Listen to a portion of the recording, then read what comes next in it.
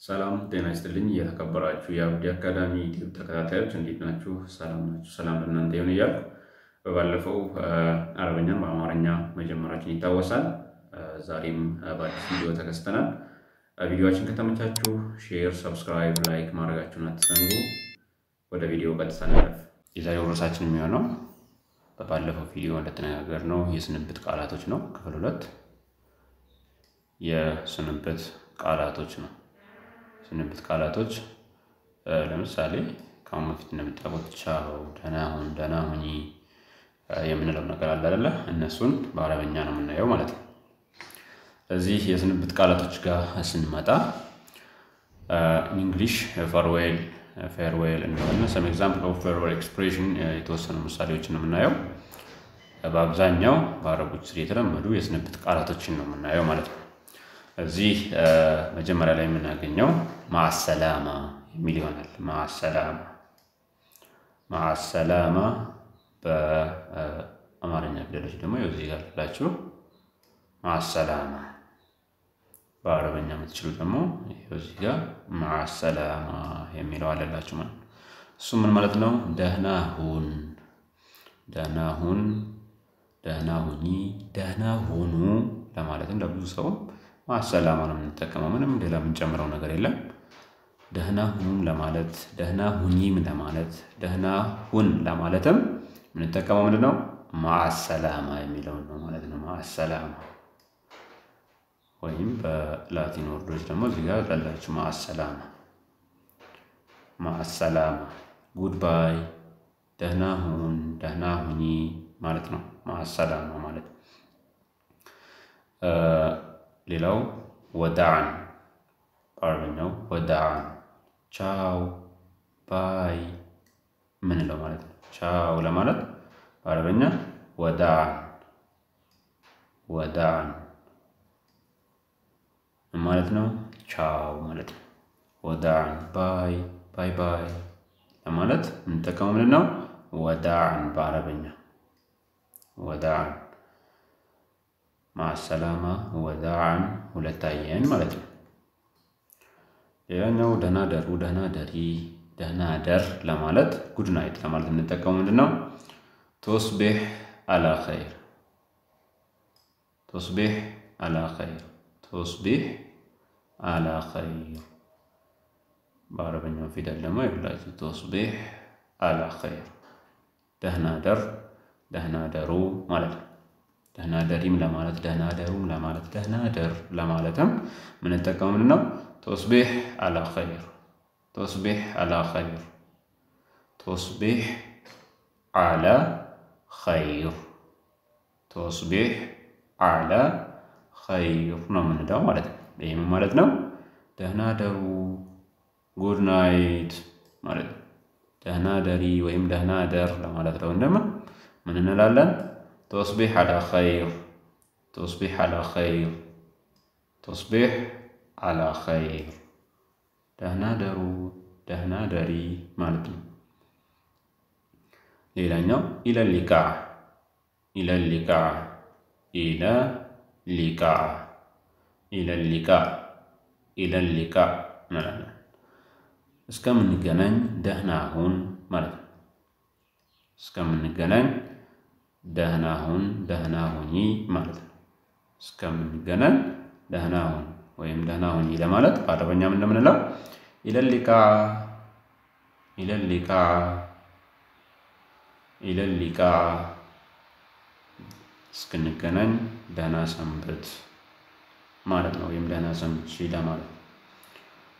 ሌላው ነልተቂ ገደን፣ ነልተቂ ገደን፣ ነልተቂ ገደን፣ ነልተቂ ገደን እንጂ ነልተቂ ገደን ሲዩ ቱሞሮ፣ ሲዩ ቱሞሮ የነገ ሰው ይበለን፣ ነገ እንገናኝ ማለት ነው። በአማርኛ በተለምዶ የነገ ሰው ይበለን ይባባላል። ሰው ዛሬ ሲለያይ ለነገ ቀጠሮ ሲይዝ ማለት ነው። ለነገ ለመገናኘት ቀጠሮ የያዘ ለዛሬ ላይ ሲለያይ ምንድን ነው የሚለው? የነገ ሰው ይበለን ይላል በአማርኛ።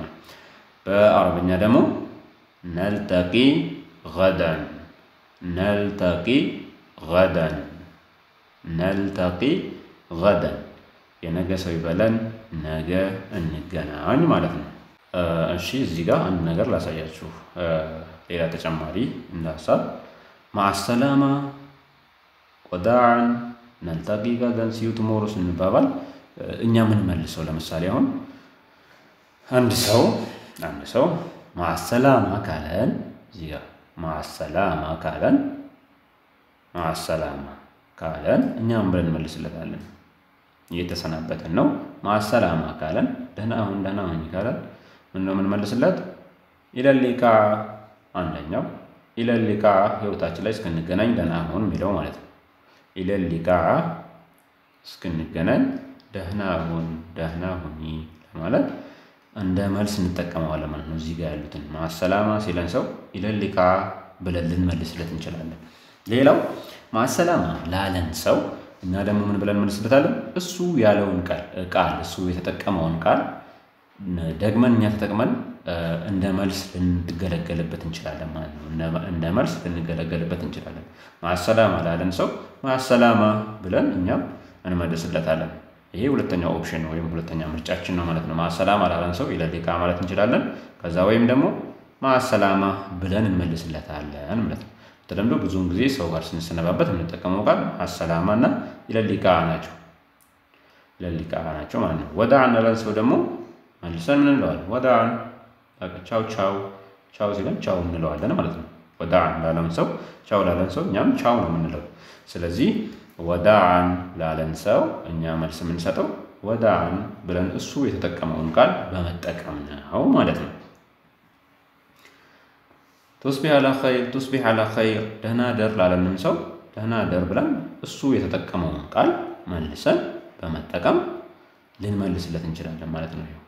تصبح على خير እኛም تصبح على خير ብለን እንመልስለታለን ማለት ነው። تصبح على خير አሁን إلى اللقاء ላለን ሰው ደግሞ إلى اللقاء ላለን ሰው ምን ብለን እንመልስለታለን? ይሄም እንደላይኛው مع السلامة ብለን እንዳልነው ሁለት ምርጫ ነው ያለን ወይም ሁለት ኦፕሽን አለን። አንደኛ إلى اللقاء ላለን ሰው إلى اللقاء ብለን መመለስ إلى اللقاء ወይም ደግሞ إلى اللقاء ላለን ሰው مع السلامة ብለን መመለስ እንችላለን። مع السلامة ላለን ሰው إلى اللقاء እንዳልነው ሁሉ እዚህ ጋር ደግሞ ምን እንላለን? إلى اللقاء ላለን ሰው مع السلامة እንላለን ማለት ነው።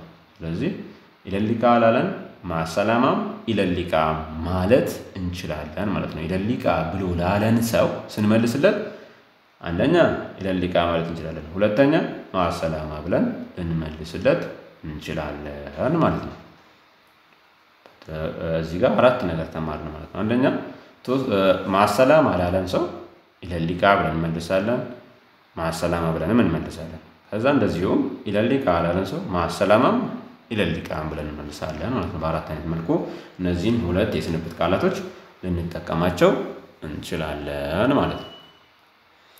ሌላው نلتقي غدا ነገ እንገናኝ የሚለው نلتقي غدا ነገ እንገናኝ مرحبا طيب ልንለው እንችላለን። እዚህ ጋር ስንመልስለት نلتقي غدا ነገ እንገናኝ ሲለን እሺ ለማለት طيب مرحبا ብለንም ልንመልስለት እንችላለን።